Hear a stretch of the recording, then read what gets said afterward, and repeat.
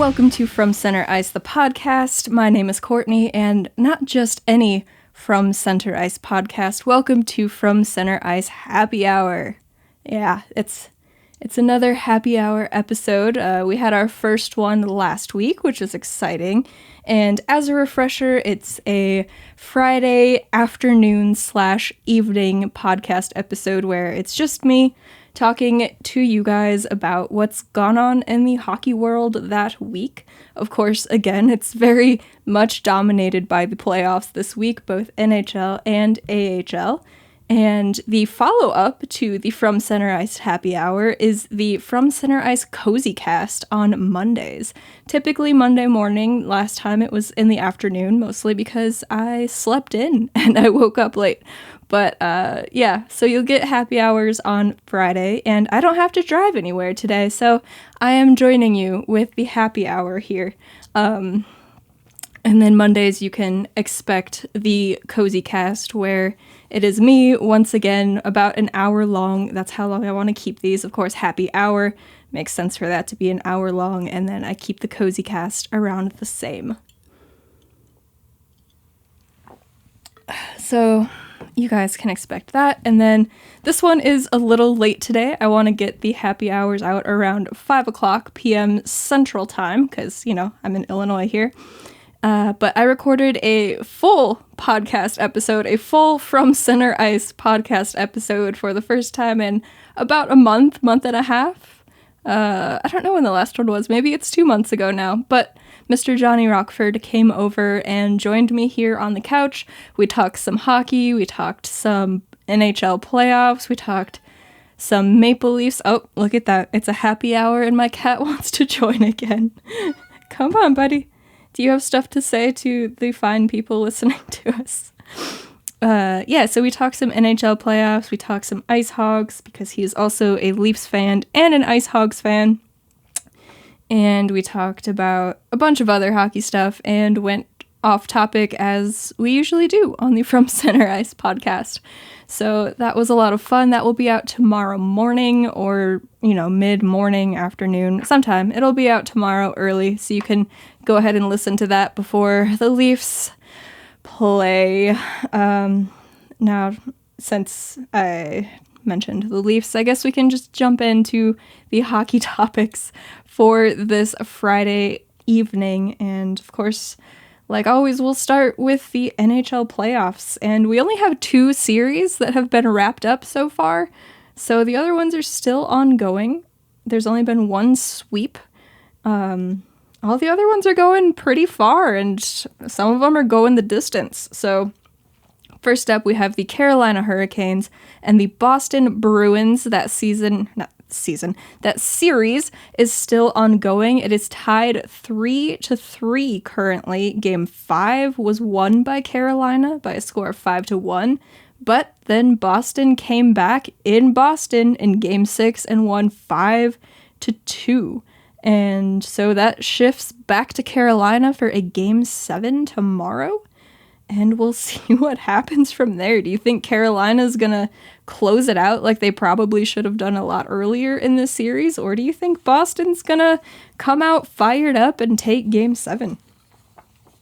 We shall see, I guess. But I found it interesting that outside of Game 3, I believe, where Boston won 4-2, each game the winner has scored 5 goals. So if one of these teams can get to 5 goals tomorrow night, they're likely going to be the winner. Watch it be like a 1-0 overtime game now. Oh my gosh. But that brings us to the Florida Panthers and the Washington Capitals. That series is also still ongoing. Florida leads that 3-2. They play Game 6 tonight. Florida won in overtime in Game 4 by a score of 3-2. And they also won Game 5, 5-3. So the last time we talked on Monday, Washington had the series lead, but now Florida came back, they tied it, and they took the lead. So we'll see what happens tonight in Game 6. Are you watching that series? Let me know. I'll be watching this next one. The Pittsburgh Penguins and the New York Rangers. Out of all of the series, aside from maybe Toronto, just because of the drama that follows the Toronto Maple Leafs in the playoffs, I feel like this Pittsburgh and Rangers series has been the one that is most filled with drama, because we had Tristan Jarry sitting out to start the series for the Pens. And then with Casey DeSmith being the backup, he started game 1, got injured in double overtime. Louis Domingue had to come in. They've been on their third string goaltender this whole time, but they lead the series 3-2. Pittsburgh won game 4 by a score of 7-2. And Shesterkin got pulled in that game for a second straight game, which I don't think anybody saw coming into the playoffs this year. But the Rangers rallied back in game 5 and won 5-3. So game 6 tonight, I will be watching that one because I've just kind of had to choose my series day to day and stick with that one since they've all played at the same time. I kind of like the consistent NHL scheduling this year. Maybe not how much the games overlap, but the series have at least been on the same number of game, and I feel like in the past that hasn't always been the case with their scheduling, but it's been rather convenient to remember which teams are on which game because they're all the same for that day. So I've been watching Pittsburgh, I've been watching sometimes Edmonton and LA. It comes on typically after the Leafs play, so if I'm not filming, I will watch it or I will catch the end of it after I record my video, which I did last night. And I was watching Colorado and Nashville. We'll get there. So I haven't seen much of Calgary and Dallas, but maybe I'll watch that one tonight. But we'll get there still. Pittsburgh and the Rangers. So Shesterkin was pulled again in game 4. And then in game 5, Sidney Crosby left in the second period with an injury after he was hit by Jacob Trouba. And this hit has been rather controversial. He didn't get any supplemental discipline. And that's, I don't know if it was his third questionable hit this season, but maybe the third questionable hit that's really blown up on the internet. Of course, the first one was against Jujhar Khaira of the Blackhawks, knocked him out, and then out of the game. He was stretchered off. And then he hit Nathan MacKinnon. I believe it was MacKinnon. I think the very next night, or the night 2 nights later, it was in that same week. Thankfully, I don't believe MacKinnon was injured from that, but that one was also a questionable head hit. And then hitting Crosby in game 5. It really depends on the angle that you look at the replay from. I don't know. I don't like head hits at all. The head wasn't the main point of contact. I don't really think Trouba was trying to hit Crosby in the head here.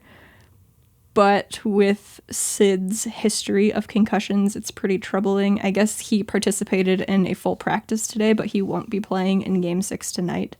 So hopefully Sid's okay, and hopefully the series doesn't go 7 games. I kind of want Pittsburgh to win this one, but should the series go 7 games, hopefully Crosby is actually healthy and can play in Game 7. Not just he plays and he's kind of questionable. I hope he's actually healthy and okay, and then can come back and play Game 7. So we'll see what happens there. Let me know your thoughts on the hit down in the comments if you're watching it on YouTube. If you are listening wherever you listen to podcasts and you want to leave comments, you can go to youtube.com/c/FromCenterIce and find it over there, or you can drop me comments on Twitter and Instagram at VFCenterIcePod on Twitter, at FromCenterIcePod on Instagram. Moving on, we have the other series that has gone final, the Minnesota Wild and the St. Louis Blues. Yeah, I don't think I watched 1 minute of this series because it was on, I believe, during Leafs games, and I just am generally not interested in either of these teams, and I don't like either of these teams because they are both in the Central and my Blackhawks are in the Central, so I don't really like any other Central Division teams. but especially these two because they've met a lot in the playoffs. But this time they met each other, and the series is final. Like I said, St. Louis, they took this series 4-2. In game number 5, they won 5-2. Game 6, they won 5-1. So again, these fives are wild. To start off the Leafs series, I believe the first 3 games, the winner scored 5 goals. And then going up to the Carolina and Boston series, all but one game, the winner has scored 5 goals. So scoring is definitely up in the playoffs this year, which is also interesting. I don't recall what it looked like exactly that last season or the season before that in the bubble. But it really feels like scoring is up a lot this year. Let me know. What do you think? So they will play Colorado in the second round. The St. Louis Blues will. And if you recall, St. Louis was swept by the Colorado Avalanche last season in round 1. So this should be interesting to see what happens. I wasn't expecting Minnesota to only come out and win 2 games. Of course, that kind of sucks for the Blackhawks because should they have gotten to the Western Conference final and Marc-Andre Fleury played a certain number of games, we would have gotten a first-round pick instead of a second-round pick. But, you know, it is what it is. You can only do so much there. It's our team's own fault they don't have a first-round pick. So, but I really expected Minnesota to be a bit more competitive there. I don't know if they used up all of their goal scoring in the regular season or if St. Louis just played really well. If either of these teams are your teams and you're watching this, let me know in the comments. Again, I didn't get to watch any of it because Leafs. So let me know. This is another interesting series, much like I was intrigued about Dallas and Calgary in the first episode of Happy Hour. Now I'm intrigued about Minnesota and St. Louis. Was St. Louis just really locked in on defense and playing really well? Or did Minnesota not really put up much of a fight? Let me know. So then we have the Edmonton Oilers and the LA Kings. And I was really hoping LA could finish this one off last night, but they did not. They went into Game 6 with a 3-2 series lead, but Edmonton came back. They tied it up. Game number 5 went to the LA Kings in overtime, 5-4, but again, Game 6, 4-2 in favor of the Edmonton Oilers. One of those was an empty netter. So they will also play a Game 7 tomorrow night. I don't know. Well, I do know why I'm not rooting for Edmonton, and because I can't root for Mike Smith. And you might say, Courtney, how can you root for Jonathan Quick? You always talk about how much you don't like him. Well, not really rooting for Jonathan Quick. I'm more so rooting against Mike Smith, and I think it's funny when the Oilers keep losing. I do believe Connor McDavid deserves better because he is undoubtedly the best player in the world. He is just ridiculous. I just kind of wish he was on a different team. And maybe that they had a different goaltender, and maybe that they didn't sign Evander Kane during the season. So I can't root for Edmonton, and I don't think that the Kings will go very far, even if they do get out of round 1, even though I'm sure most people thought that when they won their first cup back in 2012, since they were the 8th seed to come in, and then they won the cup. But those teams were a little bit different. Of course, anything can happen in the playoffs, but the series is tied 3-3, Game 7 Saturday night after the Leafs. Anyway, moving on, Colorado Avalanche and the Nashville Predators. That one was over, I think, the night that the Cozy Cast came out. I think Monday night they ended this. Colorado with the sweep, 4-0 in the series. They won Game 4 by a score of 5-3, and it's not necessarily fair, if you want to say, to the Nashville Predators because they were missing UC Saros for the entirety of the playoffs, which is rather unfortunate for him and Nashville. I'm not too sad about it. Don't like the Predators either. Again, Central Division thing. The Avs are also in the Central, but I have more friends that are Avalanche fans, so I guess I will root for them to get out of the Central, but we shall see what happens with the Blues in round 2. But David Rittich started, or David Rittich, I hear it both ways. I should do more research to find out how to say it properly. But he started game number 1, got pulled because it was very bad. And Connor Ingram came in and kind of saved the day for Nashville, even though they didn't win a single game. But he played very well for them and was a good story for them, which was nice and maybe softens the blow just a little bit. Of course, I'm sure they would have liked to get him at least one win in there, but now he's back with the Milwaukee Admirals, as if they needed some more reinforcements to come in there. So we'll talk about the ads more in the AHL section. That would be the ads, ADS, not the Avs, AVS, Milwaukee Admirals.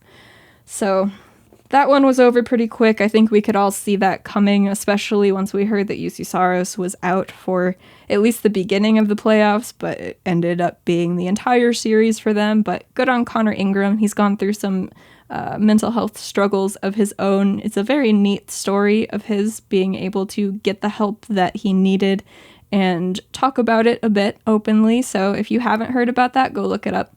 I would highly suggest reading into his story a bit.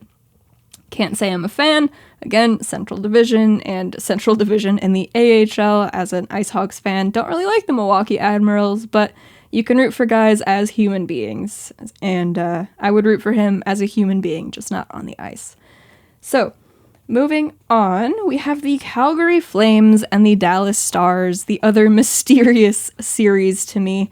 Right now, Calgary leads the series 3-2. Last time we talked, Dallas led the series, but Calgary came in and did some damage in Game 4 and Game 5. In Game 4, they won 4-1. Game 5, they won 3-1. That Game 6 is tonight. That would be the late game tonight. We will see what happens there. I don't even have a guess, because whenever it seems like Dallas is down and out, here they come with a win, and Jake Ottinger is playing absolutely fantastic hockey and had one of the saves of the playoffs so far. If you didn't see it, I don't know who took the shot for Calgary, but Ottinger was pretty far out in his crease, and he just reached back with that glove and absolutely robbed the guy. It was quite the sight, I will say that. And I'm not really rooting for either team in this one. Again, Dallas is in the Central Division, but that's not really why I wouldn't be rooting for them. I just don't really care necessarily about either of these teams, especially since the IceHogs did beat the Texas Stars in their first round playoff series, so I don't have to hold a grudge against Dallas or anything. So I don't really care a whole lot, but I do enjoy both goaltenders. Jake Ottinger being... It's not his rookie season anymore. I don't know if he's still considered a rookie or if he played enough games last year. But he played plenty of games for Dallas last year, so it might be considered his quote-unquote sophomore season. But I love a good young goaltender. They're always fun to watch, see progress. Got to see him a bit with Texas. And Jacob Markstrom up in Calgary is having a fantastic season. I believe he was nominated for the Vezina. So yeah, I enjoy both goaltenders. I want both of them to have great games, and they seem to be able to pull those great games out for their respective teams. So I'm not rooting for either team in this one, but hopefully some good goaltending both ways, because both goalies deserve it. And both teams can and have won games in the series. It'll be very interesting. I wouldn't be surprised if it gets pushed to a Game 7. It's been a very close series, maybe despite what it looks like looking at Games 4 and Game 5 there. But again, the first two games of the series, both goaltenders had a shutout in Game 1 and Game 2. I don't remember which took which game. I think Calgary might have taken Game 1 and Dallas Game 2. But yeah, it's... Again, if you've been paying attention to that series, if they are your teams, let me know how you feel about them down in the comments. And if I have to, that brings me to the last series in the NHL Stanley Cup playoffs that I haven't talked about yet today, or at least at length. I've mentioned it, but that would be the Toronto Maple Leafs and the Tampa Bay Lightning. which is going to a Game 7 in Toronto Saturday night. Game 5, Toronto won 4-3. They were down 2-0 to start that game. They battled back. It was a fantastic finish to that game, a fantastic second half of that game, I guess I could say. And then in Game 6, they got down once again, 2-0. Auston Matthews had a goal. John Tavares, the captain, finally showed up in full capacity, had 2 goals. Let's see, who had... No, I guess they only scored 3 goals. So Auston Matthews and John Tavares scored. The team looked decent-ish in the second half of the game, but it was pushed to overtime after they had taken the 3-2 lead because Tampa was given a 5-on-3 for a bit over a minute. I want to say it was pretty extended. Maybe it was over a minute and a half because of 2 high sticking calls on the Leafs. And the Leafs only had 1 power play in that game. Say what you want about officiating. I think blaming officiating for losses is typically a very lazy cop-out. I will say that it played a big role in last night's game. Obviously, it's not the only reason they lost, but the Leafs lost 4-3 in overtime. Braden Point was given the goal, I believe, but it squeaked past Jack Campbell, and then I tried to block out this game because I was feeling rather poorly after the final buzzer went. I think it was Justin Hall and maybe Michael Bunting, or maybe Ilya Mikheyev. Somebody. They were both going for the puck behind Jack Campbell, and they pushed it in. It probably would have gone in anyway, even if it didn't touch them. But that just added salt to the wound in overtime, especially with the overtime games that the Leafs lost last year in the playoffs to the Montreal Canadiens, which came off of some truly horrific turnovers by their own players. That was very bad. This is the first game in this series that has gone to overtime, and then, of course, it ends like that.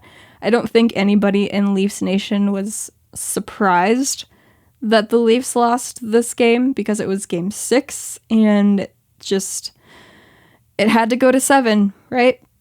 The series had to go to 7 games because they either have to lose in Game 7 or they have to slay that demon and finally win a Game 7 in the first round of the playoffs to move on to round number 2. And I've seen a lot of opinions on the internet saying that this round 1 series is basically like an Eastern Conference final because of the level of competition. I mean, they're playing the 2-time reigning Stanley Cup champs, and the Maple Leafs are a very good team this year. So it does kind of feel like an Eastern Conference final. Not that whoever wins this will go on to the Stanley Cup final. I mean, it's possible. But just the level of competition, it does feel like a final series, and it's only round 1. So I feel like maybe for whoever gets out of this one, the second round might be a bit of a breath of fresh air. Not that it's going to be easy by any means. All of the teams in the playoffs are very good. But this one's pretty rough, and we have to wait and see if the Leafs do something good in a Game 7 this year. I've been asked to predict it, and I just can't. I haven't chosen a prediction really for anything since 2014 for my own superstitious reasons after I said I wanted the Blackhawks to face the LA Kings in the 3rd round because they had gone the distance in all of their series and they'd be tired, and then guess what? The Blackhawks got the Kings, and then the Kings won Game 7 in overtime. So I do not make predictions or say who I want my teams to play anymore because that definitely came back to bite me pretty hard. But I was really hoping we wouldn't have to do this again this year with the Leafs and going to Game 7. But we do. And I'm not feeling confident, even though I fully believe that they can come out and win this game. That doesn't mean that they will, but I fully believe that they can. The team has looked a lot better this year in the playoffs than maybe they have in all of those other years where they have failed to close out a series.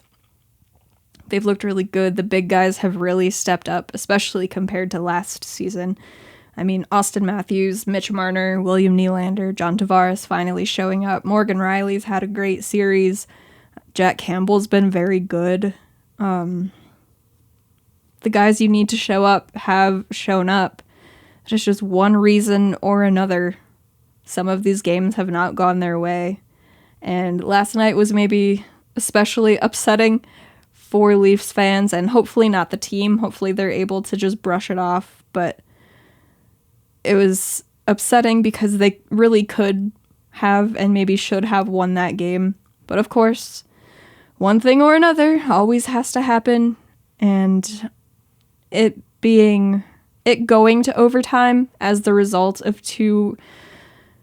One of them was a very bad call, a high sticking penalty in which the stick never even touched Calfoot's face. Didn't even really come close. It hit him in the shoulder, and then he threw his head back to sell it. And then the second one, Hedman lifted the stick into his own face, which, I mean, it hit him high. It's technically a penalty, I suppose, but with some of the things that they didn't call on Tampa last night, especially Matthews' jersey being held on to for like a solid 10 seconds, it's a tough one to swallow, that's for sure. Again, I think fully blaming officiating is a pretty lazy way to go about it. The Leafs should have started the game better. They should have scored on some of their chances in overtime and in the third period and second period, and they didn't. And it was only a 1-goal game, so should they have scored another goal, they would have won. But they didn't. But they did fight back from being down 2-0 in 2 straight games, which was definitely good to see. There hasn't been much quit in this team, as maybe we've seen in other years. They're able to battle back. They've faced plenty of adversity in all of these seasons. It's not like you can say that the Leafs really need to face some adversity, because that's basically what they face in the playoffs every year. So, I don't know. I'm not confident. I'm confident in their skills and their abilities to play well. Not exactly confident in their ability to close out a series, because they haven't shown us so far that they can do so. But I want to be confident that they will win the game. I can't be until it either happens or it doesn't, and then we'll know how it goes, I guess. But of course, once again, it's on the same time as the IceHogs game. Every time the IceHogs have played a game in the playoffs so far, it's only been 4 games, there's been a Leafs game on at the exact same time. Thankfully, Saturday night is back in Rosemont for the IceHogs, not Chicago. Freaking Rosemont Wolves, stop lying. But I'll be able to watch both games from home instead of being at the BMO, where I can't watch the Leafs game. I will be down there on Sunday. But, yeah, I'll have to split my attention again. Last night didn't go very well, but I'll get down to the IceHogs series in a little bit here. But it didn't go well for the Leafs either. So last night was a pretty bad time in Daggerland here. If you want my instant reaction to the Leafs game, I did upload a video last night, which was my instant reaction, and may have been losing my mind just a teeny bit, but it's okay. And if you want a full preview for the IceHogs and the Chicago Wolves series, Rosemont Wolves series, I uploaded one of those yesterday too. It's about a half-hour long. It's a really good primer for the series. They've already played 1 game, but that's all right. It's not spoiled. The video isn't spoiled just because they've already played a game. If If you haven't watched that yet, you can jump in there. Again, if you're not watching this on YouTube, it's youtube.com/c/FromCenterIce. If you are watching this on YouTube, just, click down on the channel there, go look at the videos, you'll see it. Or there's also playlists. I separate these all out into playlists for podcast episodes, Chicago Blackhawks, Rockford IceHogs, Toronto Maple Leafs. Try to make it easy for you guys to find what you're looking for. So you can go check those out. But that wraps up the NHL playoffs for now, till I get till the schedule down at the end here. No real Blackhawks news at all this week. Nothing's really gone on there in Blackhawks land. I guess Seth Jones was named as the captain for the USA Men's Worlds team. I said before that him and his brother and Sam Lafferty were named to the roster, but he was named captain, and he scored a power play goal today. Yep. Seth Jones scored a power play goal for Team USA after the Chicago Blackhawks going an entire 82-game season without a power play goal from a defenseman. So, there's that. But in other NHL news, Patrick Marleau has officially retired. He played 23 seasons in the NHL, spent most of that time with the San Jose Sharks. He had a brief stint in Toronto, and then a few games over in Pittsburgh after he was traded there. He played 1,779 games in the regular season in the NHL. He scored 566 goals and added 631 assists for a total of 1,197 points. You could say that Patrick Marleau was a very good hockey player. And not just a very good hockey player, by all accounts, a very good person as well. I know he was loved in the locker room in Toronto, and I would have to assume that he was adored in the locker room in San Jose as well, to spend as many years there as he did, and then be brought back to San Jose after he had left. That team does love him too. So I'm sure it won't be too long until we see his number raised to the rafters. And I'm sure that Joe Thornton will be up there as well. Of course, he's still playing with the Panthers currently, and that's a strange thing to remember. I don't know if he's seen the lineup in the playoffs yet or not. I haven't paid too much attention to that series. I've wanted to, but I've been watching Pittsburgh and the Rangers. So in 195 playoff games for Patrick Marleau, he scored 72 goals and added 55 assists for 127 points. So his 23-season NHL career comes to a close, and he's one of the good guys in the NHL. So I hope the best for him in retirement. He can just enjoy his family life now with his wife and his kids. And maybe his adopted sons in Austin Matthews and Mitch Marner will go out and visit him after the season's over, which hopefully isn't tomorrow. But yeah, good for Patrick, and it was a joy watching you all those years in San Jose, and then, of course, in Toronto. Loved having you there with the Leafs. So congrats on your fantastic career. Congrats on retirement, and I hope that retired life treats you well. But in other NHL news, we had the draft lottery the other night. The Montreal Canadiens are getting the number 1 overall draft pick. The consensus is that it will likely be Shane Wright. And the number 2 pick goes to the New Jersey Devils. They jumped up a few spots.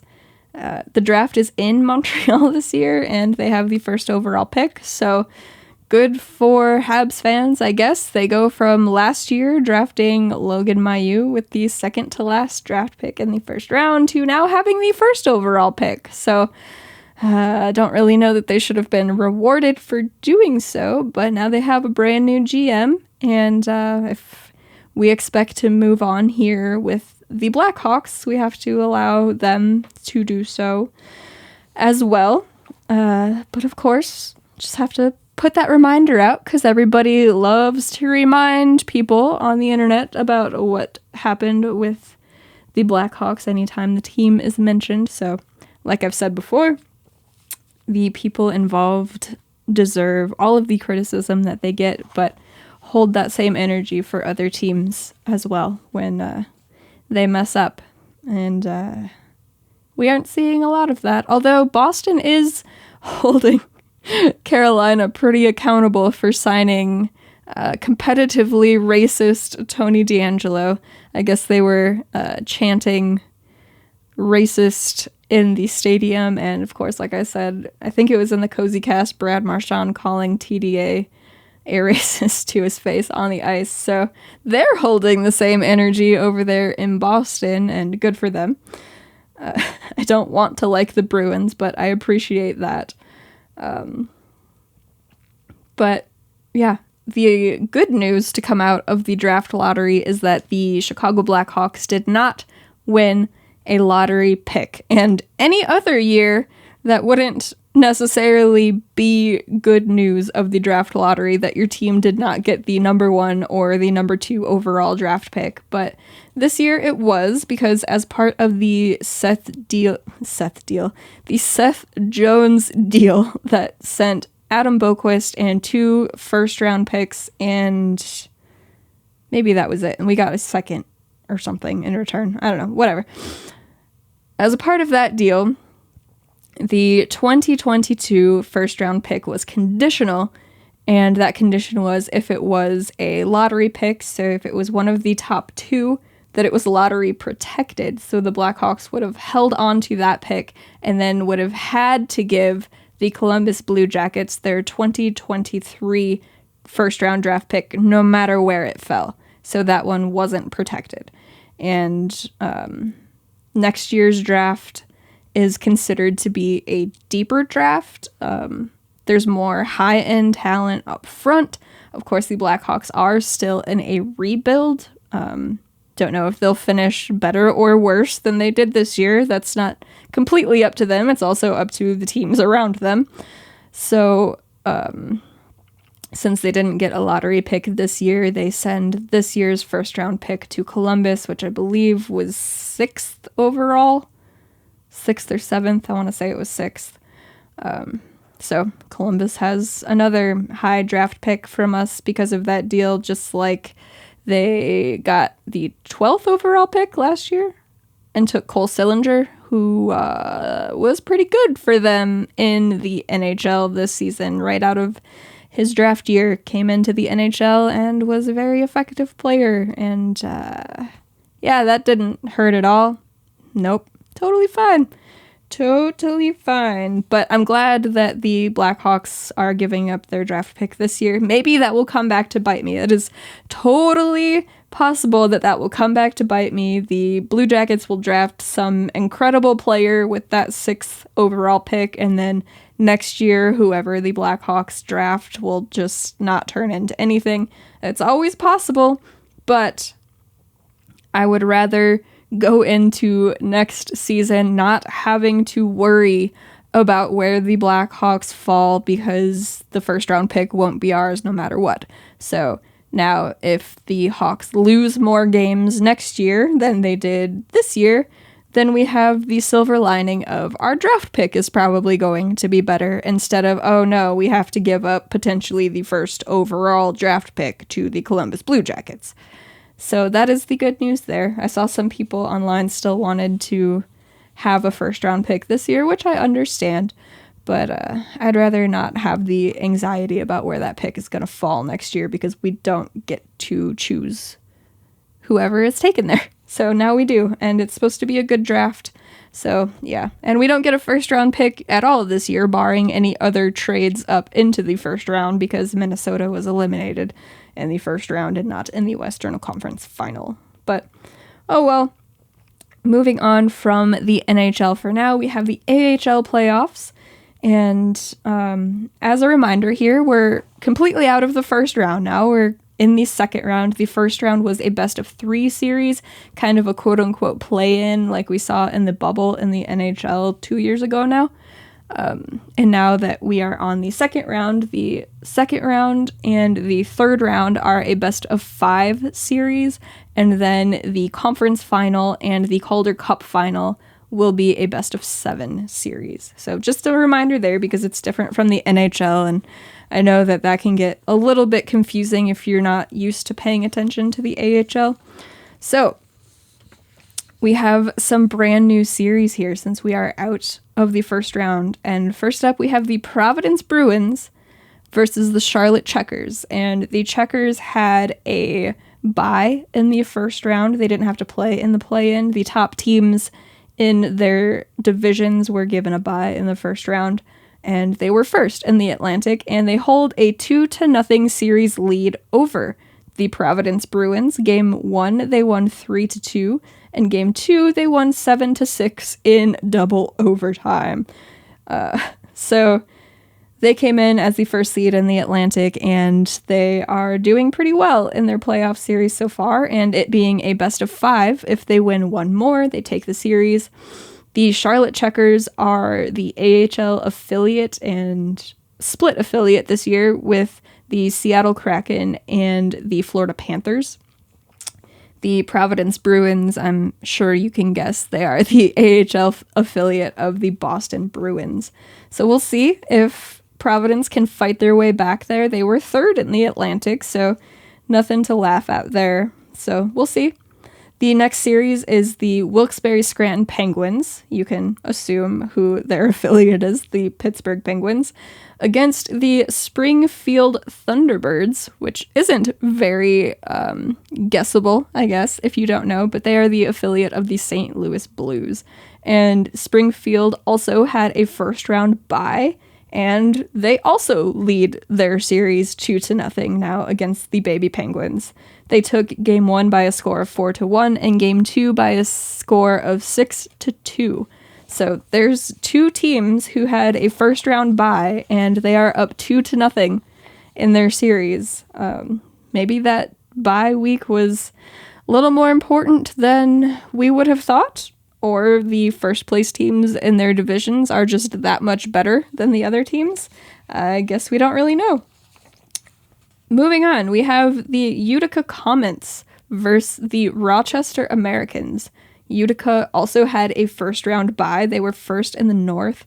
They are the affiliate of the New Jersey Devils.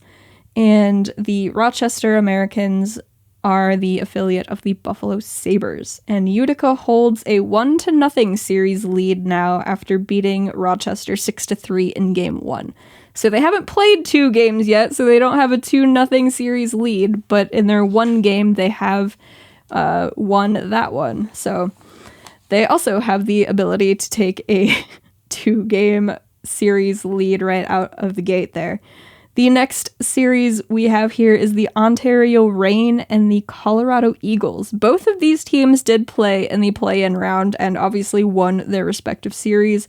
And now their series against each other is 1-0 in favor of Colorado after they beat Ontario 10-1 in Game 1. What? 10-1. I thought I was seeing things when I saw that score on the AHL.com. But nope, 10-1. Apparently, the Avalanche aren't the only good high-scoring team out there in Colorado, and the Colorado Eagles are affiliated with the Colorado Avalanche. So there's a lot of scoring even coming up through the pipeline there, if that makes you feel any better, if you are a team that plays Colorado often. The Ontario Reign are the affiliate of the LA Kings, who for now are also still in the playoffs. So we'll see. I'm assuming Game 2 isn't going to be 10-1, but it could be. We'll have to see how that series goes, but 10-1, that's madness. Next up, we have the Bakersfield Condors, who are the affiliate of the Edmonton Oilers, against the Stockton Heat, who are the affiliate of the Calgary Flames. Stockton was first in the Pacific Division, so they had that first round bye, and they have a 2-0 series lead over Bakersfield. They won game number 1 3-1 and game number 2 3-2. So there's another team who had a first round bye and is dominating their series. It's rather interesting. Next up, we have the Syracuse Crunch, the affiliate of the Tampa Bay Lightning, and the Laval Rocket, the affiliate of the Montreal Canadiens. And both of these teams had a first round bye, I believe. And so they're playing each other now in round 2, and the series is 2-1 in favor of Laval. We checked in with them a bit in the Cozy Cast and had the scores for game 1 and 2, but game 3 was taken by a score of 4-1 by Laval. So, should they win their next game, they could close that one out. The same being for the teams who have a 2-0 lead in their series so far. Next up, we move to the Central Division where I reside, and we have the Manitoba Moose and the Milwaukee Admirals. Manitoba being the AHL affiliate of the Winnipeg Jets, and Milwaukee, I'd mentioned them briefly before, but the affiliate of the Nashville Predators. Milwaukee had a 2-0 series lead, but Manitoba came back in game 3 and won 5-2. So now the series is 2-1 in favor of Milwaukee. If they get another win, they're on to the next round. Both of these teams had a first round bye as well. That's why they're a little bit further along here in their second round series. And the last series in the Central Division here in the second round is the Rockford IceHogs, my team here in Rockford, Illinois, against the Chicago Wolves. Because, of course, it was always going to be the Wolves. And since they finished first in the Central Division and first in the entire American Hockey League, they also had a first round bye. But these two teams have only played one game so far, which was last night during the Leafs game, and the IceHogs lost 6-2. So the series is 1-0 in favor of the Wolves. Hopefully they don't go on to repeat what their other fellow bye-week teams have done and get a 2-0 series lead. We will see tomorrow night when they play game number 2. But that was just a bad game for the IceHogs. After only allowing one goal in the opening round against the Texas Stars, Arvid Soderblom didn't look great in net last night, but it also wasn't completely his fault. Chicago came out and just looked like the better team. The IceHogs weren't really fighting back all that much. The game did get chippy eventually, and they started actually fighting back a bit, but offense-wise, it just wasn't there for the Hogs. They did open the scoring in the game, though. Lucas Reichel got a breakaway and opened the scoring in the game, made it 1-0 in favor of the IceHogs, but then the Wolves scored 2 goals within the last minute of the first period, and it was kind of all downhill from there for the Piggies, which was rather unfortunate. They didn't look very lively at all. They didn't really have their defensive assignments. They weren't helping out their goaltender. They weren't pushing any offense of their own, which was also kind of an issue there in that series with Texas, as there just wasn't much offense from the Rockford side. So they're really going to need to figure that out for game 2 and beyond, however far they decide to go in the playoffs this year. Should that only be 2-3 games with Chicago if they get swept, or if they push it to game 4 or game 5 or win the series, they're going to have to figure out the offense, because they scored 3 goals in the opening round, and thankfully Arvid Soderblom was able to only allow 1 goal and shut the door for the rest of them, but the Wolves doubled their scoring in 1 game than the IceHogs had in a complete, 2-game first-round series. So that's not good. That's not good. They simply need to be better I said in my preview video I wanted the first line to show up and be a little bit more noticeable, and then Lucas Reichel scores the first goal of the game. I thought that was pretty funny. Evan Barrett got the second goal of the game for the IceHogs, but they just need to be better. Game 2 is in Chicago, then it shifts back to Rockford for games 3 and should be necessary, game 4, and then back to Chicago, Rosemont, for game 5, since, again, this second round is a best-of-5 series. So it's only one game. I'm trying to not overreact to one game, because if every fan and every team overreacted to one game, then every single playoff series ever would be a sweep. So it's only one game. Being a 5-game series is a bit more stressful than a 7-game series, but we've seen that the IceHogs have been able to beat the Wolves plenty of times this year. They had a 8-3-0-1 record against Chicago. So hopefully they can turn that on here in the playoffs and get back to their winning ways against the Wolves, and at least push this out more than 3 games if they're not going to get past here. But that's all I have for the playoff rounds. I got the weekend schedule for you here. Tonight, Friday night, in the American Hockey League, we have Game 4 between the Milwaukee Admirals and the Manitoba Moose. Milwaukee can close out the series with a win. We have Game 2 for the Ontario Reign and Colorado Eagles. And we have Game number 3 for the Stockton Heat and Bakersfield Condors. Stockton can also close out their series with a win tonight. Saturday night in the American Hockey League, we have the Syracuse Crunch and Laval Rocket, Game 4. Laval could win the series if they win the game. We have the Bridgeport Islanders and the Charlotte Checkers, Game 3. Charlotte can win the series if they win the game. We have Rochester and Utica, Game 2, and Rockford and Chicago, Game 2. So we can get a few of these series closed out pretty early here in the weekend, should the team with the lead happen to win. On Sunday in the American Hockey League, we have Game 5, if necessary, between the Milwaukee Admirals and the Manitoba Moose. We have Game 3 between the Rockford IceHogs and Chicago Wolves. We have Game 3 between the Utica Comets and the Rochester Americans.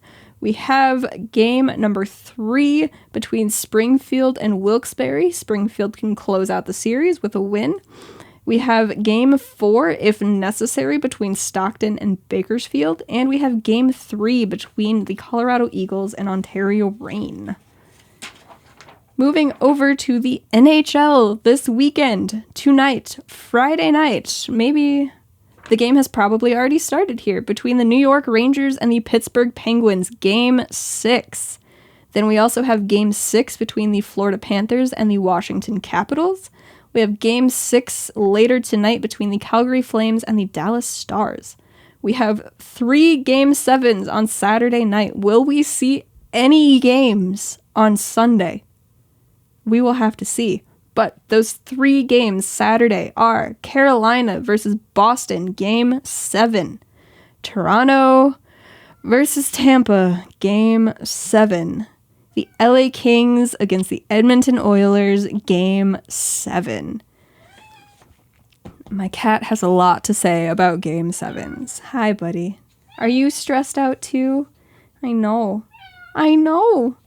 We're all stressed around here, right? We need good things to happen tomorrow, buddy. We need the IceHogs to win, and we need the Leafs to do good things. I can't even bring myself to say it because I don't want to jinx them and ruin it. Anyway, if necessary, on Sunday in the NHL, we have the Dallas Stars and the Calgary Flames in a Game 7. Again, if necessary. We don't know if that game's going to happen yet. And Washington versus Florida and Pittsburgh and the Rangers. All of those will happen on Sunday if they go to a Game 7. But we don't know yet. Let's see. I think Pittsburgh and the Rangers have started, or maybe Florida and Washington has started already at 6. It was Pittsburgh and the Rangers, and it is currently 0-0. I know, buddy. It's so stressful. It's so stressful, isn't it? Anyway, unlike many From Center Ice episodes, this one's going to come in a few minutes under time here. We're sitting at 54 on the raw recording. I haven't cut anything out of the happy hours or the cozy cast yet, but I chop off the beginning when I start the recording. So it should be around 54, 55 minutes here, and I will get to editing this, get this up for you tonight, and then work on editing the episode I did with John today, which was a lot of fun. So thank you all so much for tuning in. If you want to hear more podcast episodes, subscribe wherever you get your podcasts, and go ahead and leave us a review and a rating on Apple Podcasts if you listen over there. If you would like to watch these, you can do that over on YouTube, youtube.com/c/FromCenterIce. If you would like to follow along on social media, all of those links can be found for you either in the show notes or in the video description on YouTube. Twitter is at VFCenterIcePod. Instagram is at FromCenterIcePod. Pretty simple stuff, but again, thank you guys so much for tuning in for the second happy hour here, and I hope you enjoyed it, and enjoy the playoffs tonight and this weekend, and I will catch you all in the next one. Bye, guys.